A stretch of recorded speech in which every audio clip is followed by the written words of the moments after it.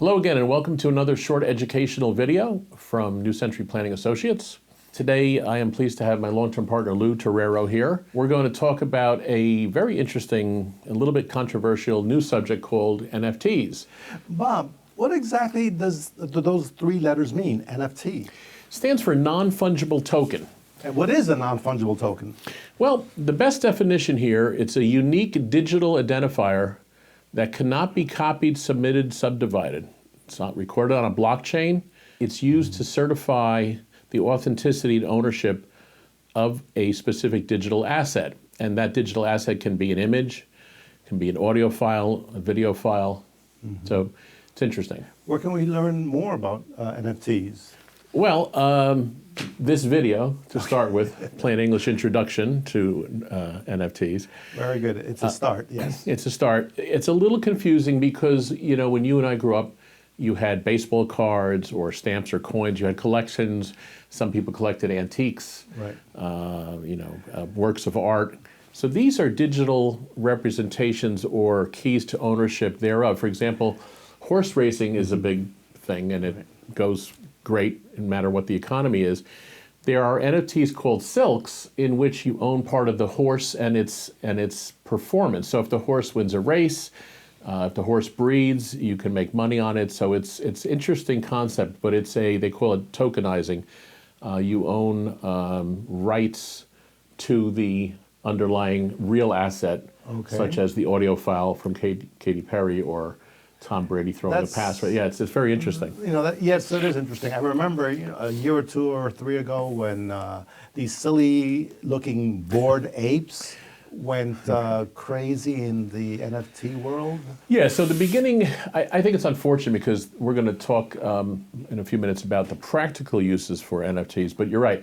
So this thing called bored apes, which are silly pictures, digital pictures of apes, got crazy. They started, I think we have it here, they started at, $200 and people were paying $400,000 and $1 million for bored yacht apes or whatever. So it started out silly. To us it seems insane, and I think those prices, they've come down a lot, are still insane, but the underlying mechanics and value of the NFT is what's going to prevail, I think. I remember this becoming popular, but when exactly did these become popular again? Well, they go back, their original maybe 10 years, but about 5 years ago they came into their own. And the Silicon Valley, the venture capital guys got in heavy. They only invested $145 million in 2020 and invested $4.6 billion in NFT companies in 2021.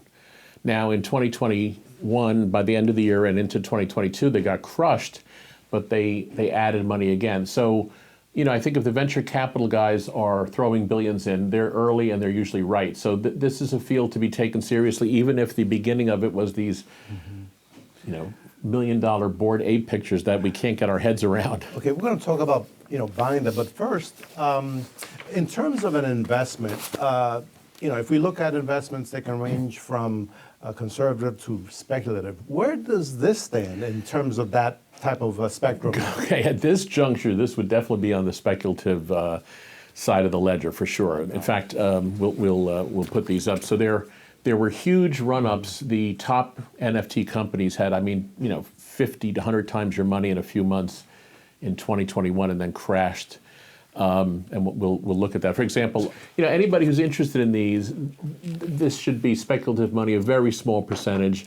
But if the venture capital guys are getting involved, I don't think it's done yet. For example, our favorite, Our favorite NFT company is called Theta, and Theta had a move, Louis, about 50 times your money in 6 to 8 months, from a few cents to $14, and it's back down to $1 today. And we believe not only for the NFT business, that might be icing on the cake, but Theta's involved in other things with video streaming. So huge upside. Let's say you're not a venture capitalist. So how does a non-venture capitalist go about buying an NFT? So NFTs are traded or Theta, for example. Okay. So NFTs are traded on an exchange. OpenSea is the biggest NFT exchange. Coinbase just started one. They are purchased with cryptocurrencies. So there's a few steps. It's not quite the same as clicking and buying, Apple stock or an ETF. But I just want to mention, just to give you an example, another big player in the metaverse universe here is called Sandbox, and it had a huge run from 6 cents to $7 and is back at 65 cents today. Bakery token, 13 cents to $7, back at 19 cents.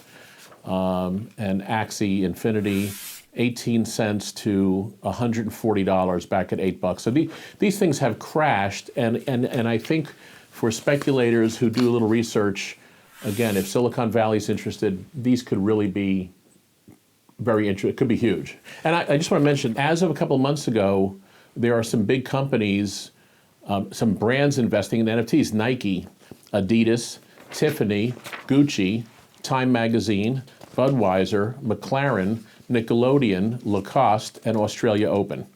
So, Very impressive list. yeah, it's something. It's for real. It's for real. Now, so let's say you have some funds that you want to speculate with, and you're not one of these large companies. You're not a venture capitalist. So you make the investment. Then what? Where do you store it, for example? What do you do? Well, the NFT itself is not stored in a digital wallet, but the keys, the access to the NFT, the token is on the blockchain. So it's immutable, it's safe, it's secure. It's protected. It can't be duplicated. It can't be stolen. We've gotten rid of all the middlemen. It's very, very secure. We'll talk about that in a minute. Mm-hmm. So you would store the keys or the access to that digital asset in a digital wallet. I think the top one is MetaMask is the main wallet that people are using for NFTs at this time. Okay. Now, with all these different players that you've mentioned, how large is the market, or is it already saturated, for example? Oh, no, it's not saturated. I mean, it's still pretty early. It's small, 3 or 4 billion this year. They do think, and daily trading volume is about 500 million to $1 billion right now. Some analysts are projecting that the NFT market will be 200 billion in about 5 or 6 years. That's quite an outlook. Yeah, it's an explosive, and that's why I read those names of those top firms. I also want to, and maybe we can finish with this because this is just an introduction.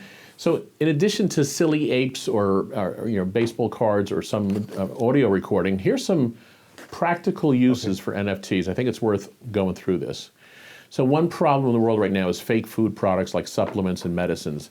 And NFTs can help solve this. They track and trace the food products. So it ensures the authenticity, right? Mm-hmm.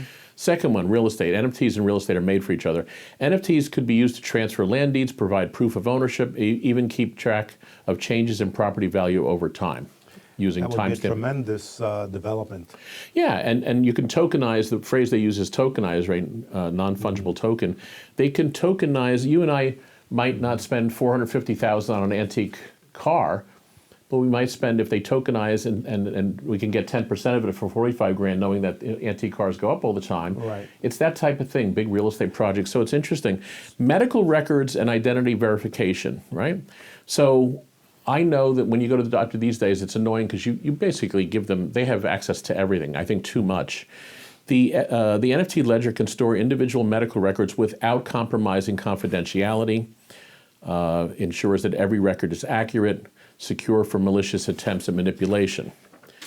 Intellectual property and patents. Right. NFTs are great for protecting intellectual property and patents. They allow users to prove their ownership on any piece of content that is not possible with traditional IP rights tools like trademarks and copyrights, which we've used. These would make significant improvements in all these areas. Yeah, from a security standpoint, authenticity, stopping the fraud. Academic credentials, always in the news, we hear about these people who really didn't get that degree and they got to some high office, whatever. NFTs are a good way to represent academic credentials. NFTs can provide proof of attendance, degree earned, other important information which will be stored on the NFT chain and cannot be altered or hacked into. Supply chain, right? I mentioned previously, products, especially in the food industry, have a huge problem when it comes to verifying where they came from, what's involved, and the like. So if you can track it from where you're picking the coffee beans and the cocoa all the way to the store is great. Supply chain confidence. Right, yeah. Gaming industry, this is where it's, NFTs in the gaming industry are a match made in heaven. NFTs give gamers, game developers another way to expand their brand and create another revenue stream. And gamers are given incentives to keep playing a game if they already own characters or items within it. You know, I have the feeling that this is like 1975, and Microsoft and PCs and cell phones are just about to come into the world. Yeah, I think we're all going to, without knowing, in fact, listen to this, number 8. NFTs will be used to replace tickets in the near future. A concert ticket, a football game, a basketball game. It solves the issues related to fraud and reduces paper usage. As NFT owners only need one token, it'll cover your parking. It's unique identifier. There'll be no scalping. So I think, we're all going to use these, and I don't think people are even going to realize it, but this secure token, this digital situation is coming. Artwork tracking. Original artworks of old masters can be tagged for tracking through NFTs. There were a lot of problems after World War II, a lot of forgeries and lost pieces of art. Also applies to physical artworks that are yet to be created. Help track the originality of a specific piece and reduce or completely eradicate counterfeit artwork in circulation. Big. And the last one, which is interesting, considering what we've been through, voting. Even if you don't have any fraud, how can you prove it? Technology to the rescue, this time in the form of blockchain. How about NFTs, which by their very name only validate one's very own personal thing, that is the object that you want to prove is the only one in the world, which is your vote? And the question this guy is saying, were NFTs actually invented solely for the purpose of eliminating the issue of electoral fraud? Or proving that there couldn't have been any? Seems like it. So what I'm saying, there's a lot of practical uses beyond these silly ape pictures or things that we can't get our heads around, this digital collectible thing and these outrageous prices. But NFTs, non-fungible tokens, because they're tied to the blockchain and you can't mess with them, it's worth a look. It's worth understanding, I think, for people and for speculators. Again, these things are as we sit here in the spring of 23. Yeah. These things have been destroyed, and a little bit of money might go a long way. I mean, the prices are at bargain basement levels. Well, maybe not. It's pure speculation, but it's something to be aware of, and I think that it's going to be a big subject for 5 or 10 years to come, at least. Like you said, this is very early in the game. Yes. Very good. Okay, so thank you for the introduction, and for more information, this is one source. One source. Blue Century Planning. And plenty of stuff out there, and we'll do another one, I'm sure, as this develops. But thanks a lot. Okay. Great, thank you.